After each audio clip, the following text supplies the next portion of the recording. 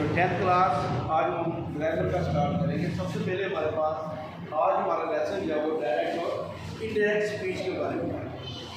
देखिए क्वेश्चन दो तरीके से आता है लेकिन हमारा आंसर जो है वो सेम होता है। फिर हम कहते हैं कि क्वेश्चन चेंज नरेशन, यानी कि हमने चेंज करना है कोई बात जो नरेट की गई है, जो बयान की गई है। इसके दो चीज़ें हैं इसके अंदर। पहला मेथड क्या है, डायरेक्ट मेथड, दूसरा इनडायरेक्ट। इसको हम स्पीच बोलेंगे। सवाल दूसरा ये हो गया, पहले तो हमने क्या लिखा चेंज नरेशन। अब दूसरी बात क्या है, इसी सवाल को कभी वो कह देते हैं change direct sentence into direct sentence. तो दोनों का मीनिंग सेम है। तो हम चाहते हैं कि डायरेक्ट और इनडायरेक्ट में क्या डिफरेंस है। There is a large difference between direct and indirect speech. यानी कि हम सिंपल बात ये करेंगे कि फर्ज करें एक फ्रेंड ए है, दूसरा फ्रेंड बी है। ए फ्रेंड जो है वो बी को अपना मैसेज कन्वे करना चाहता है, तो वो अपने मैसेज को बी तक अपने अल्फाज में बयान कर देगा। That is called direct speech. यानी जो मैसेज उसने करनी है वो जिस पार्टी को करनी है वो सेम अपने वर्ड में उसको बयान कर देगा। देयर इज नो चेंज, कोई चेंज इसके अंदर आई। अब दूसरी चीज़ क्या हुई कि वो ए पार्टी ने बी को मिलना है लेकिन बी पार्टी उसके पास अवेलेबल नहीं है। वो पहले जाता है सी के पास, सी को आप मैसेज देता है अपना, और सी वाला जो है आपकी बात में कुछ रद्द बदल करने के बाद वो पार्टी बी को बताएगा। सपोज दैट सिंपल एग्जांपल देते हैं कि मैं या आप किसी फ्रेंड के घर में जाते हैं, हम बेल देते हैं तो उसका कोई अगर तो कोई बंदा आ गया हमारे पास, हमारा फ्रेंड जो है, हम कहते हैं यार आप नहीं आए थे तो सर ने आज ये काम दिया है हमें। बात होती होगी तो समझ जाएगा सर का ये काम। इन अदर केस अगर बात करते हैं कि बी पार्टी को पहले मिलना था ए ने, लेकिन उसका कोई अंदर से कोई और भाई आ जाता है, तो मैं पूछता हूँ यार मेरा फ्रेंड था वो किधर है, वो बताएगा सर वो घर नहीं है, बाहर है, मैसेज बता दे। तो मैं मैसेज को जो कन्वे करूँगा कि यार उसको बताना कि सर ने कहा था ये फिजिक्स केमिस्ट्री का वर्क है, ये काम कल करके आना है। अब यहाँ पर क्या है, जब उसके भाई ने पार्टी बी को बताना है कि आपका फ्रेंड आया था, तो उसमें वो अल्फाज का रद्द-बदल करेगा कि यार तुम्हारा फ्रेंड आया था, आपका फ्रेंड वो आपके फ्रेंड ने बताया कि आपके साथ ने फला काम किया। There is a large difference between direct and indirect. Okay बेटा, तो ये था डायरेक्ट और इनडायरेक्ट। अब यहाँ पर देखें डायरेक्ट और इनडायरेक्ट जो है इसके दो पार्ट्स होते हैं।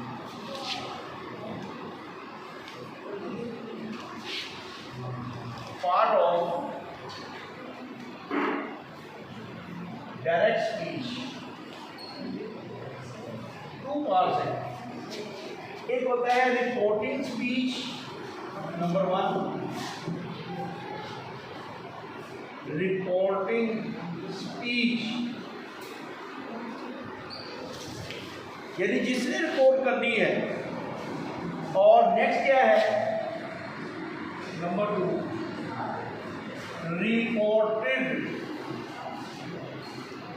Speech,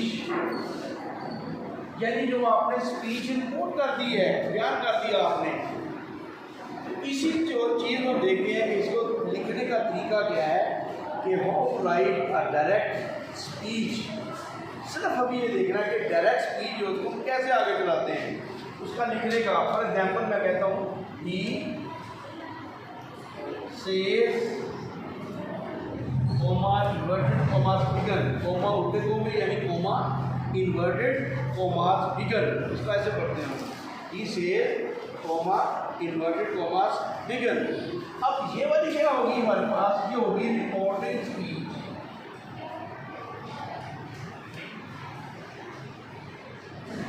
reporting speech. अब इसके अंदर हम लिखूंगा आई एम इल। ही सेज वो कहता है प्रेसिडेंस आ गया, comma inverted commas I am ill. ये होगा लिखने का तरीका। एक डायरेक्ट स्पीच हम कैसे लिखते हैं। अब यहाँ पर देखिएगा ये जो कॉमास के अंदर है, इसको कहते हैं रिपोर्टेड स्पीच। तो हम स्टूडेंट को आसानी के लिए कह देते हैं बेटा इसको दो तरीके लिखने में। एक मेथड क्या है, कहते हैं कॉमास के बाहर है और एक कॉमास के अंदर है। अब जब भी फिक्रा होता है सिंपल सेंटेंस हो जिसमें कोई हम कह लें कि ऑपरेटिव सेंटेंस ना हो, या उसके बाद में हमारे पास या वो क्वेश्चन वाले फिक्रे ना हो जिनको इंटेरोगेटिव सेंटेंसेस कहते हैं, उनके अलावा जो आम सिंपल जो सेंटेंसेस होते हैं उनमें हमेशा जो कॉमास को ख़त्म करते हैं, हमेशा जो सबसे पहले चीज़ आती है वो क्या आती है, दैट का लफ्ज़ इस्तेमाल करना, ये भूलना है। बिल्कुल ऐसे जैसे खाना खा लिया निवाला मारे आते हैं तो हम कहते हैं यार मुझे अंदर ही जा क्या करते हैं, कोई पानी का गिलास पिया हमने। इसका मतलब ये है कि पहली चीज़ ये हमारे पास है, और ये रिपोर्टिंग स्पीच के अंदर नो चेंज। हाँ, बात वही कर सकते हैं कि बात तक हम टेल्स का लफ्ज़ इस्तेमाल करते हैं, he says to me, he tells me, बिटूनिया तक।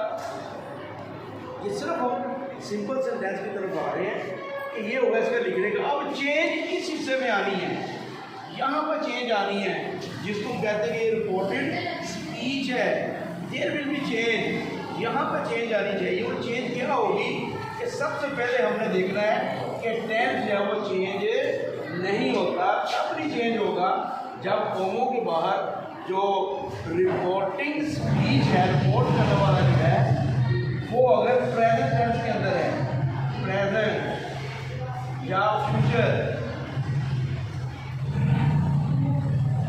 Definite, he will say,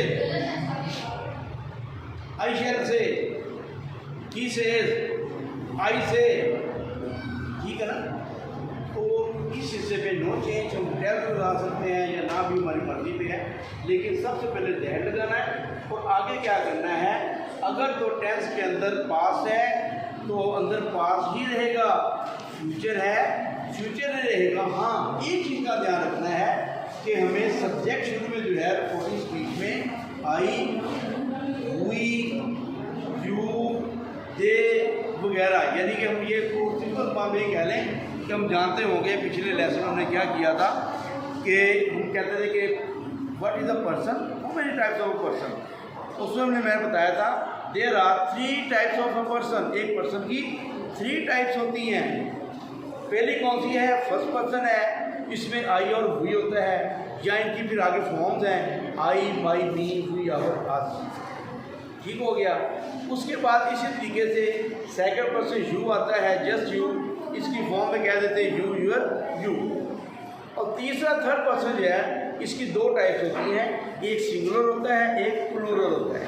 singular में ही, शी, इट नेम या सिंपल कोई भी थर्ड पर्सन नेम आ जाता है, ठीक हो गया, किसी शख्स का नाम, किसी शहर का नाम, किसी बुक का नाम वगैरह है, तो वो भी थर्ड पर्सन सिंगुलर में होता है। ही, हिज, हिम, शी, हर बोला जाएगा, ठीक हो गया। इट की एज इट ही रहेगा, नेम हो जो वो भी। हाँ, बॉयज़ के लिए हम ही, मैन के लिए ही और फीमेल के लिए शी का लफ्ज़ इस्तेमाल कर सकते हैं, ना भी करें तो एज इट वैसे रहने दो, उसमें कोई फ़र्क नहीं पड़ेगा हमें, ठीक हो गया। और जो प्लूरल थर्ड पर्सन है उसमें दे या ज़्यादा नेम, दे, देयर, दैम, एक से ज़्यादा नेम आ जाए, अली थर्ड पर्सन लेकिन सिंगुलर होगा, प्लूरल नहीं होगा। हम कहते हैं अली एंड शाहाना, तो फिर क्या हो जाएगा, वो चीज़ें आ गई। अब यहाँ पर सिंगुलर ये नहीं आएगा बल्कि क्या आ जाएगा, प्लूरल आ जाएगा। तो हम अपने चलते हैं उसी तरफ कि ही सेज, ये सेंटेंस कैसे आ जाएगा, he says, no change, comma खत्म किया, दैट आ गया। अब देखना अगर यहाँ पर फर्स्ट पर्सन है यानी ही, सॉरी आई, हुई, या आई की form I, my, me, my father, my brother, our father, our brother, ठीक है ना। ये 6 चीज़ें हैं, मैं लिख देता हूँ यहाँ पर। फर्स्ट पर्सन के अंदर जो है वो क्या आता है, आई, माई एंड मी, उसके बाद हुए,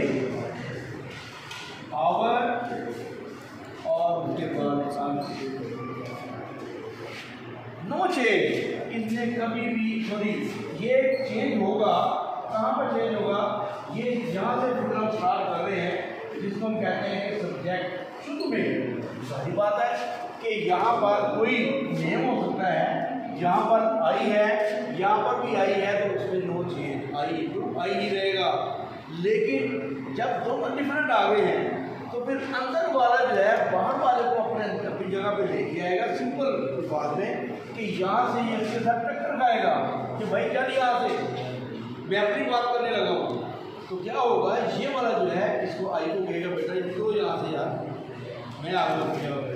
तो क्या होगा, ये ही इसकी जगह पे जाएगा, जगह पे लेगा ही से दैट ही। अब यहाँ पर एक बात होती है, अक्सर उसको क्या करते हैं, कहते हैं सर आपने कहा टेंस चेंज नहीं होना है, टेंस चेंज नहीं होना है। लेकिन जो हेल्पिंग वर्ब होता है, अगर तो आई हुई यू है तो उसमें हम क्या करते हैं, आई के साथ एम, ही शी इट वहाँ नाम या सर्व सिंगुलर के साथ हमेशा इज आता है, यू के साथ दे के साथ ज़्यादा नामों के साथ आर आता है।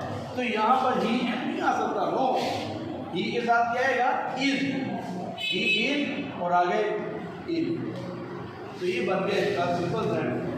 ही से माई वर्ड को मत बिगन आई एम इल, तो बन जाएगा हमारे पास he says that he is ill. अगर यहाँ पर बाद होता वाजिब, विलचर होता उसी मुताबिक विलचर रह रहा था वो, बात समझ आ गई ना।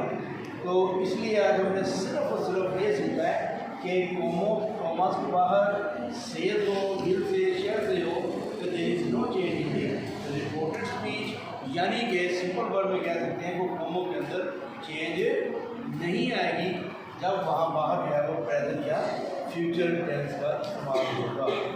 तो मैं सर 2 मिनट के लिए रिपीट करता हूँ बच्चों के लिए कि डायरेक्ट और इनडायरेक्ट तो हो गया, हमें कंसेप्ट पता चल गया कि ए पार्टी बी से मिलना चाहती है, सेम वर्डिंग कहती है ए बी से मिल जाए, इट इज़ नॉट डायरेक्ट, और ए ने बी से मिलना लेकिन सी से पता चलता है बी पार्टी नहीं है, तो सी वाला को मैसेज कन्वे होगा और सी वाला उस अल्फाज में चेंज ला के बी को बताएगा, ये क्या हो जाएगा इनडायरेक्ट। फिर देखा हमने कि लिखने का तरीका क्या है, पार्ट ऑफ स्पीच कितने इसके जो हैं वो डायरेक्ट के 2 हिस्से होते हैं, कोमस के बाद उसको रिपोर्टिंग, कोमस के अंदर रिपोर्टेड कहा जाता है। उसके बाद सिंपल के लिए कह देते हैं कोमो के बाद, कोमो के अंदर बाहर अगर से दिल से शब्द से हो, देयर इज नो चेंज, कोई चेंज नहीं आएगी। और कोमो को हमेशा सिंपल सेंटेंस जो मैंने कहा था ऑपरेटिव हो गए, इंपेरेटिव सेंटेंसेस हो गए या इंटरोगेटिव सेंटेंसेस हो गए, उनके अंदर जो है वो कभी भी दैट नहीं आएगा। तो सिंपल कर रहे हैं तो सिंपल के अंदर दैट हमेशा आएगा।